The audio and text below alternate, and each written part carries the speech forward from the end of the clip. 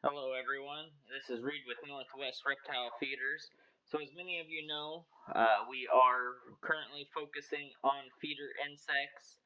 You can go to www.nwreptilefeeders.com.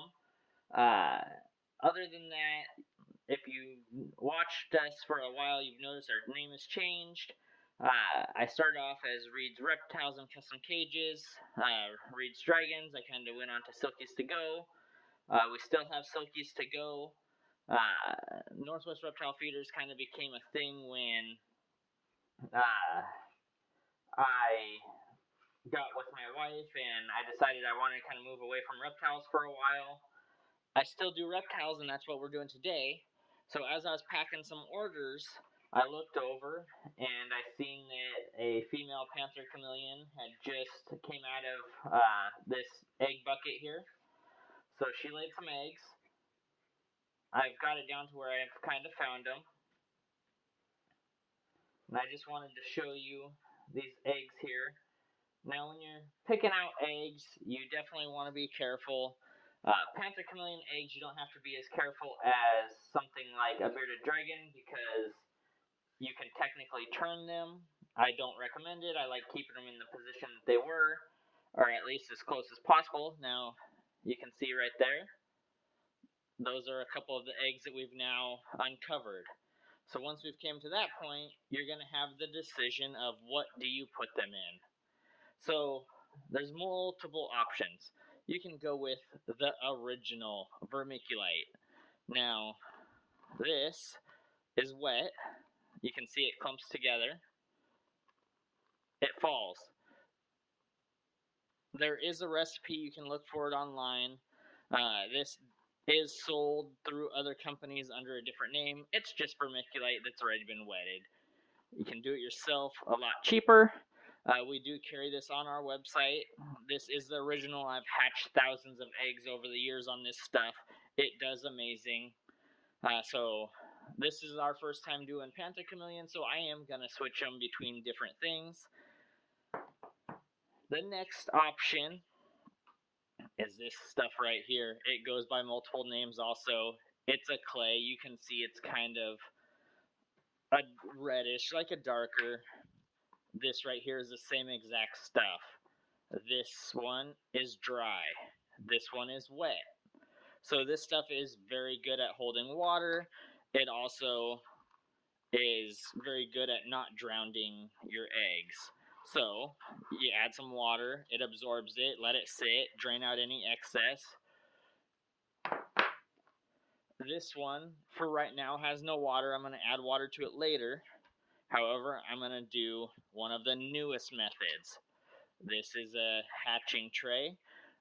It's suspended, so basically, I don't know if we can see this here. You're going to have your hatching medium in the bottom. We're going to have the tray, and then you're going to have the egg sit on top of this grate. There's going to be water in there. It's going to give it humidity, but the grate's going to sit above it. That way, there's no contact with water. It's just the humidity. I honestly don't know if all three methods work for the Panther Chameleons. I believe it does, but we're going to test it out.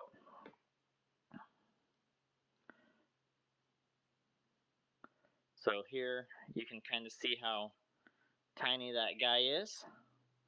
So we're going to place this first one in a tray there. There's number 2. Now these guys are so small, if I really wanted, I could put multiple in each of these egg spots and I could turn them the opposite direction. As you can see right here, I could twist them and I could probably put 2 per tray, but these guys are going to grow over time. And I'm just testing this method, so I'm just going to put 1 per slot. This is ideal for bearded dragons, corn snakes, small reptiles, nothing big. They do have a bigger version of this for ball pythons and bigger eggs. We do carry those on our website. We do carry all of the incubation medium. If you go to our site, you'll see a spot that says incubation.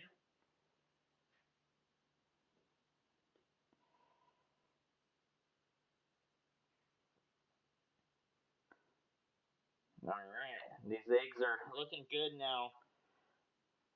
These eggs, I'm hoping are fertile. You can't tell right off the bat. Infertile and fertile eggs, a lot of times on the Panther Chameleons, will look the same. They don't actually start developing the veins right away. So you just kind of have to put them in your incubator and sit on them and wait. You will notice if they start to mold, shrivel up, turn color, chances are they're bad. Once they really start molding, that's when I kind of throw them away. You want to make sure that they're separate from the other ones if they do mold. Now, we did have 2 bad clutches from this girl, and that's because we didn't have a boy.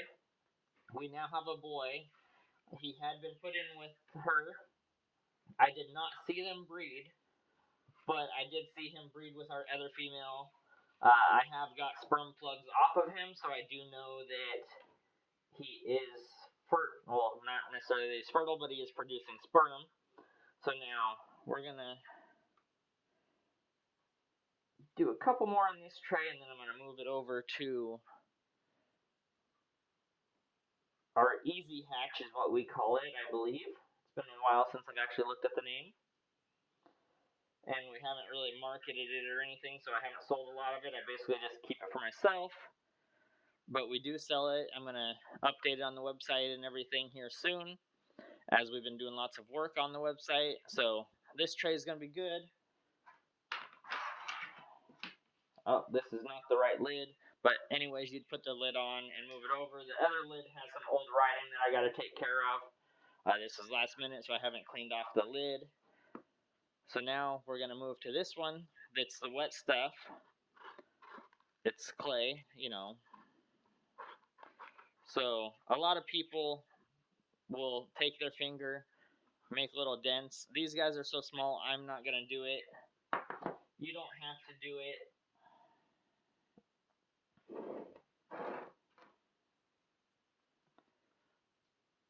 Try to get this in the shot there.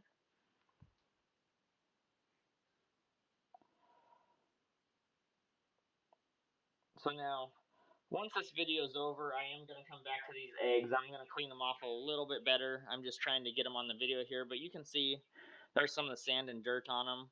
I do try to take off a little bit right now, but here in a little bit, I will get a little bit more of that off.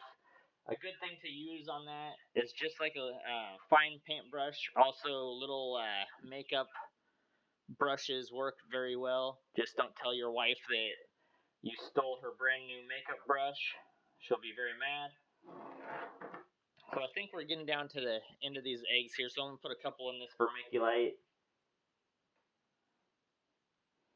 The nice thing about the vermiculite is this egg was at a slight angle, so if I wanted, if it was a bearded dragon or something, I'd push my finger in there, put it down. You can basically put it at the same exact angle as it used to be, so the vermiculite's really good for kind of straddling stuff, keeping it at the same exact angle as it came. Like I said, these eggs aren't as touchy as a bearded dragon egg. If you flip a bearded dragon or leopard gecko egg over right off the bat, it will kill it. If you do accidentally flip one over on bearded dragons, leopard gecko, stuff like that, you can shine a flashlight on them, and you will see a little tiny dot of red on the top. That's the side that's the top. If you flip it over and you don't see it, you're going to want to look for that little dot. I mean, I've done this probably 20 years now, and I will have to admit I've definitely dropped them. It's not something that I am proud of, but it does happen when you deal with it so much. So after you've dropped them, you don't want to just throw them away. You try to save them. So over the years, I learned that trick. So we're getting close to the end here. I am going to do an Instagram video, and I got to turn my camera the opposite way for Instagram. So we're just going to pull this up here. We got 2, 4, 6, 8, 10, 12, 13, 14, 15, 16, 17, 18, 19, 20, 22 eggs. That is the most I have got out of this girl. I think her first one was like 9, and the second one was around the same. So we will let these go in a couple months. We'll update you. I really appreciate you guys watching. We don't do a ton of YouTube videos. I used to try. I haven't had very many subscribers and stuff. I got really busy with work. But if you would like us to start doing more videos again, please like, comment, share, make us go viral, watch the ads for us if they pop up. Other than that, have a great day. Happy holiday seasons.